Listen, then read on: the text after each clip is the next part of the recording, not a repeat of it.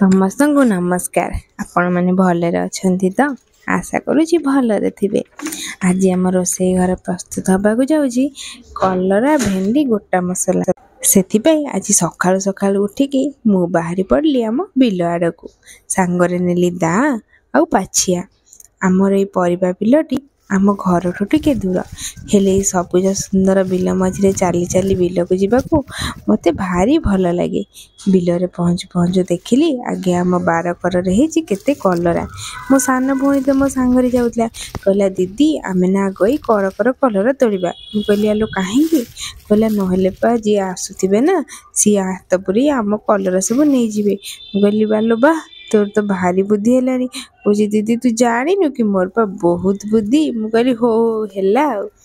ଆମର ଏଇ ବିଲଟାରେ ନା ବାପା ତାଙ୍କର ଅଧିକାଂଶ ସମୟ ବିତାନ୍ତି। ସେ ମୋଠୁ ବି ଅଧିକା ଏଇ ବିଲକୁ ହିଁ ଗେହ୍ଲା କରନ୍ତି। ସେଥିପାଇଁ ମୁଁ ଯେବେ ବିଲକୁ ଆସେ ପୁରା ସାବଧାନରେ କାମ କରେ, ନହେଲେ ଘରକୁ ଆସି ମୋତେ କହିବେ ତୁ ନା କାଲି ମୋ ବିଲକୁ ଯାଇଥିଲୁ, ଏଇ ଗଛ ଉପରେ ଚଢ଼ିଗଲୁ, ଏଇ ଗଛର ଡାଳ ଭାଙ୍ଗିଦେଲୁ, ଏମିତି ବହୁତ କିଛି। ଆଉ ମୁଁ ରାଗିକି କହିବି ହଉ ହଉ ଠିକ୍ ଅଛି, ମୁଁ ନା ଆଉ ତୁମ ବିଲକୁ ଜମା ବି ଯିବିନି, କାହିଁକି ନା ତମେ ତ ଗଲାବେଳକୁ ମୋତେ ଏମିତି କହୁଛ। କହିବି ହଉ ଯିବୁନି ହେଲା, ସାବଧାନରେ ମନେ ରଖ। ହେଲେ ମୁଁ କ'ଣ କରିବି, ଆର ଦିନ ସକାଳୁ ଉଠି ପୁଣି ଯାଇ ବିଲରେ ହାଜର। ଏବେ ତ ଆମର ପରିବା ତୋଳାତୋଳି ଚାଲିଛି। ଭେଣ୍ଡି କାଟିବା ପାଇଁ ନା ଦାଆଟା ସବୁବେଳେ ସାଙ୍ଗରେ ରଖିଥିବେ, ନହେଲେ ଭେଣ୍ଡି ଗଛର ଅଂଶା ବାଜି ଆପଣଙ୍କ ହାତ କୁଣ୍ଡେଇ ହେଉଥିବ। ଭେଣ୍ଡିକୁ ଝୋଳକୁ ଖାଉଥିବେ, ଏପଟେ ହାତକୁ ବି ଟିକେ ପଛରେ ପଛରେ କୁଣ୍ଡାଉଥିବେ ଆଉ। ପରିବା ତୋଳା ସାରି ମୁଁ ଆସିଗଲି ସିଧା ଘରକୁ। ପଖାଳ ତ ଆମ ଓଡ଼ିଆ ଘର ହାଣ୍ଡିଶାଳର ଗୋଟେ ଅବିଚ୍ଛିନ୍ନ ଅଙ୍ଗ। ସେଥିପାଇଁ ପଖାଳ ସାଙ୍ଗକୁ ଜଚଉଥିବା ସବୁ ପ୍ରକାର ଆଇଟମ୍ ଆମ ଓଡ଼ିଆ ଲୋକଙ୍କୁ ଜଣା, ଆଉ କାହାକୁ ଜଣା ଥାଉ କି ନଥାଉ। ପରିବାକୁ କାଟିବା ପୂର୍ବରୁ ତାର ଭୁଣ୍ଡି କାଟି ତାକୁ ଭଲ ଭାବରେ ଧୋଇଦେବା, କାହିଁକିନା ଛୋଟବେଳେ ବା ସ୍କୁଲରେ ସାର୍ ଆମକୁ ପଢ଼ଉଥିଲେ ପରିବାକୁ ସବୁବେଳେ ଧୋଇକି କାଟିବ, ନହେଲେ ପରିବାର ଭିଟାମିନ୍ ସବୁ ପଳେଇଯିବ। ଆପଣମାନେ ବି ସବୁବେଳେ ପରିବାକୁ ଧୋଇକି କାଟିବେ, ପରିବାକୁ କେବେ କାଟି ସାରି ଧୋଇବେନି ହେଲା। ଯେହେତୁ ଆମେ ଗୋଟା ମସଲା ଭଜା କରିବା, ସେଥିପାଇଁ କଲରାକୁ ତା ପେଟରୁ ଫାଳ କରି କାଟିବା। ଆଉ କାଟି ସାରି ଟିକେ ଦେଖିବା ତା ଭିତରେ ପୋକ ଫୋକ ଯେମିତି ନ ରହିବା ଦରକାର।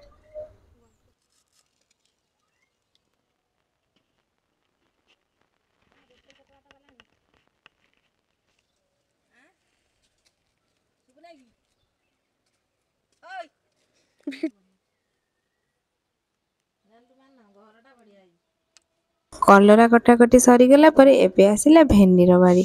ଏବେ ଭେଣ୍ଡିକୁ ବି ଠିକ୍ କଲରା ପରି ପେଟରୁ ଫାଳ କରି କାଟିଦେବା।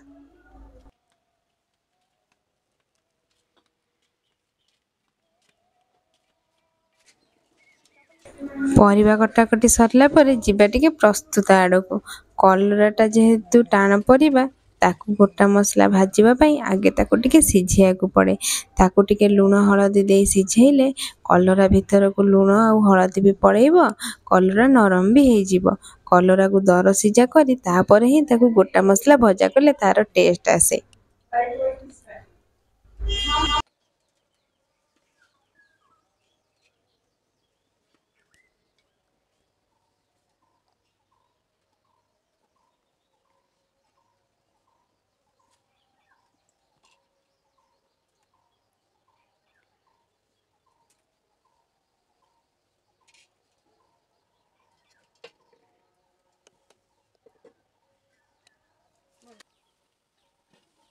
ଠିକ୍ ଏହି ସମୟରେ କଲରାଟି ଦର ସିଝା ହେଇ ମସଲା ଦିଆ ଭଜା ପାଇଁ ପୁରା ରେଡ଼ି।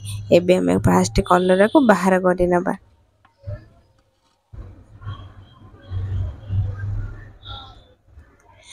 ଏବେ ଆସିଲା ମସଲା କଷା ଟାଇମ୍। ମସଲାକୁ କଷି ସାରି ତା ଭିତରେ ଦେଲେ ତାର ଟେଷ୍ଟଟା ଭଲ ଲାଗେ, ସେଥିପାଇଁ ଆମେ ଆଗେ ତେଲ ଦେଇ ମସଲାକୁ ଭଲ ଭାବରେ କଷିଦେଲେ।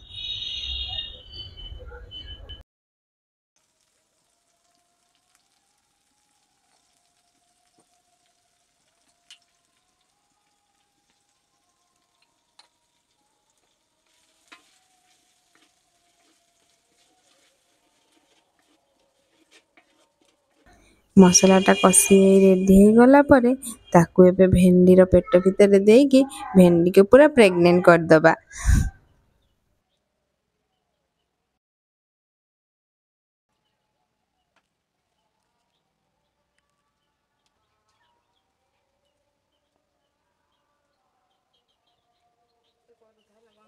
ସବୁ ଭେଣ୍ଡି ତ ପ୍ରେଗନେଣ୍ଟ ହେଇଗଲେ। ଏବେ ଆସିଲା କଲରାର ବାରି। କଲରାକୁ ଟିକେ ଭଲସେ ଚିପୁଡ଼ି ଦେବା, ନହେଲେ ତା ଦେହରେ ପାଣି ରହିକି କଲରାଟା ପାଣିଚିଆ ଲାଗିବ। କଲରାର ପାଣିଟାକୁ ଭଲସେ ଚିପୁଡ଼ିକି ବାହାର କରିସାରି ତାପରେ କଲରା ପେଟରେ ମସଲା ଦେବା।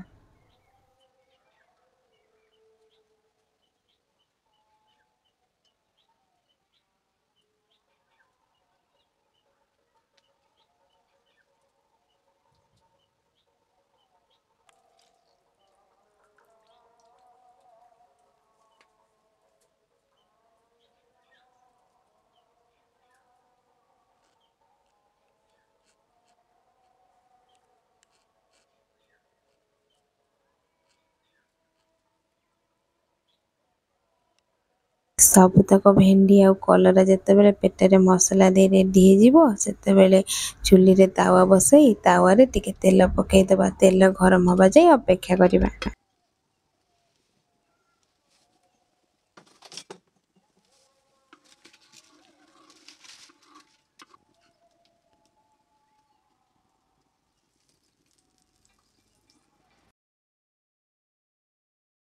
ତେଲ ଗରମ ହେଇଗଲା ପରେ ତା ଉପରେ କଲରାକୁ ଦେଇଦେବା।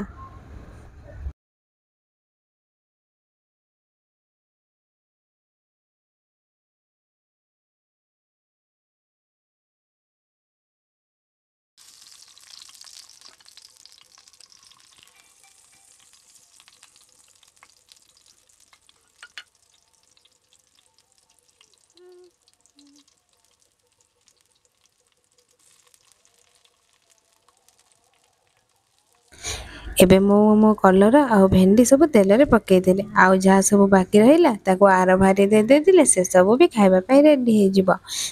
ଏବେ ମୋ କଲରା ଆଉ ଭେଣ୍ଡି ଭାଜି ହେଇଗଲା, ତାକୁ ପ୍ରଥମେ ବାହାର କରିନେବା।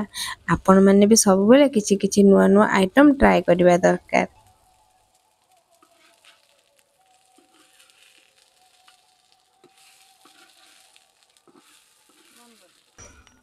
ସବୁ ବାହାର କରିନେଲା ପରେ ଆଉ ଯାହା ଭେଣ୍ଡି ବଞ୍ଚିଥିଲା ଦ୍ୱିତୀୟ ଭାରିରେ ସେ ସବୁତକ ଭେଣ୍ଡି ମୁଁ ଦେଇଦେଲି। ଏପଟେ ଆମ ଭେଣ୍ଡି ଭଜାଟା ହଉ ହଉ ସେପଟେ ମୁଁ ଯାହା ସବୁ ବନେଇଥିଲି ପଖାଳ ସହ ସବୁ ପ୍ରକାର ଆଇଟମ୍ ସଜେଇଦେଲି। ଆଉ ଆମ ଛୋଟ ଝିଅ ତ ସବୁବେଳେ ବୁଲୁଥାଏ, କହିଲା ଦିଦି ମୁଁ ଆଗ ହିଁ ଖାଇବି। ମୁଁ କହିଲି ହଉ ଠିକ୍ ଅଛି, ତୁ ଆଗ ଖାଇବୁ ଯେ ଆଗ ଟିକେ ପାଣି ପିଇଦେ। ପାଣି ପିଇ ସାରିଲା ପରେ ତାକୁ ଟିକେ ପଖାଳ ଆଉ ଟିକେ ଭଜା ଖୁଆଇଦେଲି। ଭଜାର ରାଗ ଖାଇକି ସିଏ ତ ଖାଲି ସୁ ସୁ ହଉଛି ଆଉ ଯେ ଦିଦି ତୁ ସବୁବେଳେ ନା ମୋତେ ନ ଖାଇବାକୁ ନ ଦେବା ପାଇଁ ରାଗ କରିଦେଉଛି। ମୁଁ କହିଲି ନା ଲୋ ଝିଅ ସେମିତି କିଛି ନାହିଁ ଯେ, ହେଲେ ମୋତେ ବା ଟିକେ ରାଗ ଭଲ ଲାଗେ।